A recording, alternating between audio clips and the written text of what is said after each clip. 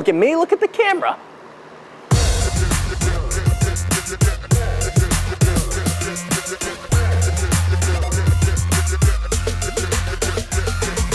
Welcome to Jersey Filmmaker. I'm Anthony Serratelli, and today I want to talk about my low-budget green screen setup and some basic techniques I use to get a solid key. Whenever comping somebody into a scene from a green screen, there are some basic techniques you'll want to follow. I'm going to list some of the ones I've used to make my keys successful and that I've been able to accomplish for a reasonably low budget. Which is great in case a client doesn't want to pay X to rent a full green screen Kino Flow setup. I have a cheaper option for them. So in order to do this, you'll need a green background, some lights, a camera, and a baby in a superhero outfit.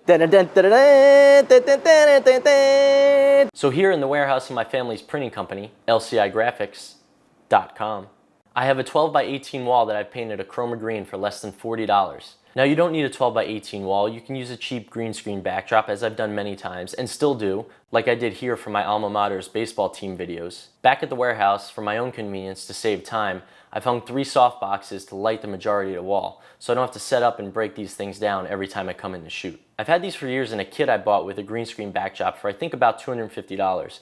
I'll put the links to any gear I mentioned below so you can check them out.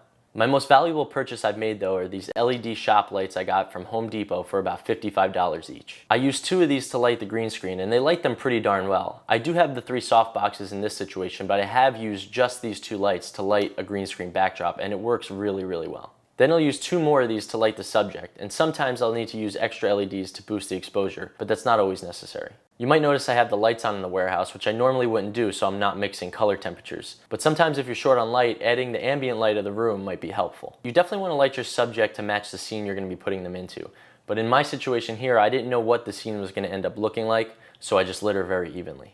When setting your lights on your green screen, you'll want to light as evenly as possible and expose at a 50% IRE on your waveform monitor. Reposition your lights as needed to even out the intensity of the light across the area you intend to shoot on. Mine does tail off just a bit at the end, but I know I won't be using the whole frame anyways, so the area behind my niece will be lit evenly. Set your camera to a higher shutter speed to avoid motion blur and to keep the green from bleeding into your shot from any quick movements. For this shoot, I set mine to 1/96 of a second with a frame rate of 23.976. Now adjust the aperture on your camera to get your green screen to about a 50% IRE. Ideally, you'd like to have a higher aperture so that everything stays in focus when the subject moves around.